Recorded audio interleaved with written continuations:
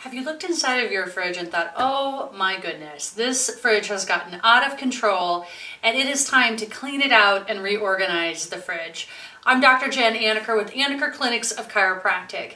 Today we're going to dive into how to clean and organize the fridge. You know, if you're like most people, when you clean the fridge, honestly it's probably a couple times a year, or if you spilled some juice or something in the fridge that, got all over, well, then it was really time to clean your fridge. I'm going to challenge you to think about maybe cleaning it a little bit more often.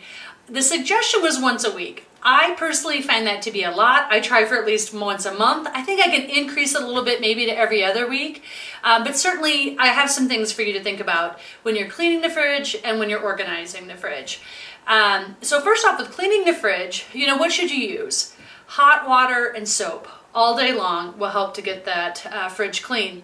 A great time is obviously when there's less in the fridge before you get groceries. That's a great time to kind of take a look at what's in there. Is certain things expired? Can we get rid of stuff? Or is there leftovers that moved all the way to the back? So that's a great time to clean it. I think, sometimes if we looked at our fridge, we're like, whoa, we really need something powerful in here to clean. I challenge you to, again, go back to soap and water, because you don't want to have anything that has a lot of chemicals in it next to your food. So hot water and soap is going to be your best. If you want to try a recipe for antibacterial recipe, it's basically 2 cups of water, 3 tablespoons of cast iron soap, and 20 to 30 drops of tea tree oil. So if you'd rather have something like that, certainly you could switch it up to that. Now we're going to talk about where should I put everything in the fridge. First off, for the fridge, you look to the bottom. The bottom is the most stable temperature. It's the cooler temperature.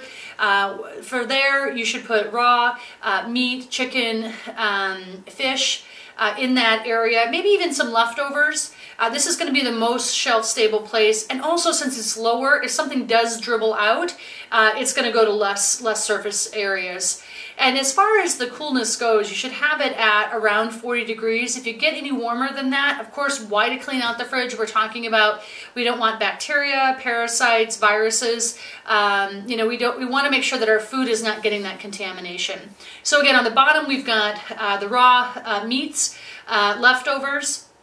You also want to think about in the crisper, you want things like leafy greens, melons, broccoli, cauliflower, celery. Those are things to put in the crisper. One thing to think about with apples, for example, they release a gas that's that'll ripen the apple. So I'd put those maybe more, on one of the top shelf, or some of your other fruits and vegetables up on the top shelf. That middle area here, meat, other, cooked meats, cheeses, things like that. Maybe your bigger condiments, maybe put those in the middle as well. Now, the door to the side is going to be the warmest area. And this is where I would put, more your condiments, your ketchups, your barbecue sauces, etc. So I would put that off to the side.